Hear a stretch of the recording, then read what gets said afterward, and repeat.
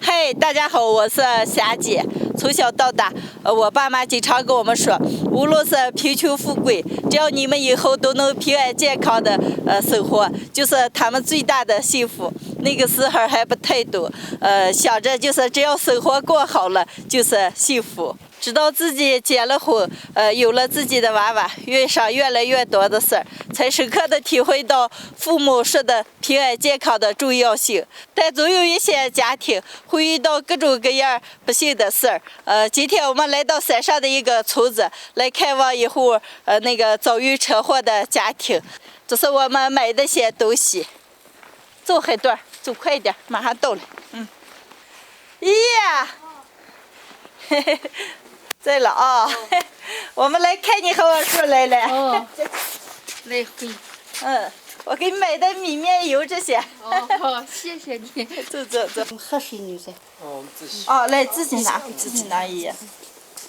爷，我说这碰了多长时间了？1年多了。那就这么给你一直照顾着了。就这么个，再也没人。那儿就这么一直在床上躺着了，也下不了地啊。下不了一直床上躺着了。他有意识吧？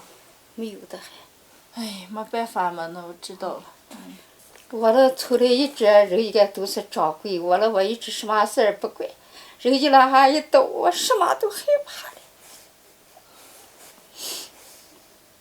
那还常好着呢，这还说，看霞姐一天做的饭够多好。我说咱们哪一天还可有你去专吃一回霞姐的饭个嘞。你说，你原来我给你做的。是啊。霞姐看你来了，你知道吧？是啊，你好好的啊。你记着了，那个霞姐看你来了。是啊，我听我姨姨说，你早都看上我们视频了。你好好的，让姨给你锻炼。哪一天醒来你来我们家，我给你做啊。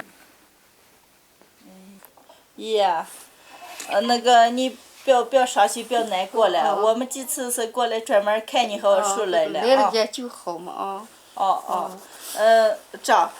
这个拿上，你给我叔。你们来就行了吧，不要拿这个拿上，你给我叔买一点营养品来，什么需要的东西啊。拿上。谢谢。姨，不早了，我们就先回呀啊。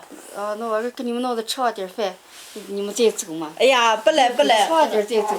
你听我跟你说，你把我叔好好照顾上，伺候好，等他好了以后，你把他引来，我给他做的吃，他想吃什么我给他做什么啊。我说了。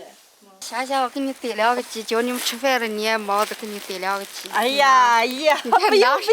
那个，你放下，你给我说吃个，我家里也喂鸡着。今年喂下来给你逮2，你是拿。我不要。不要。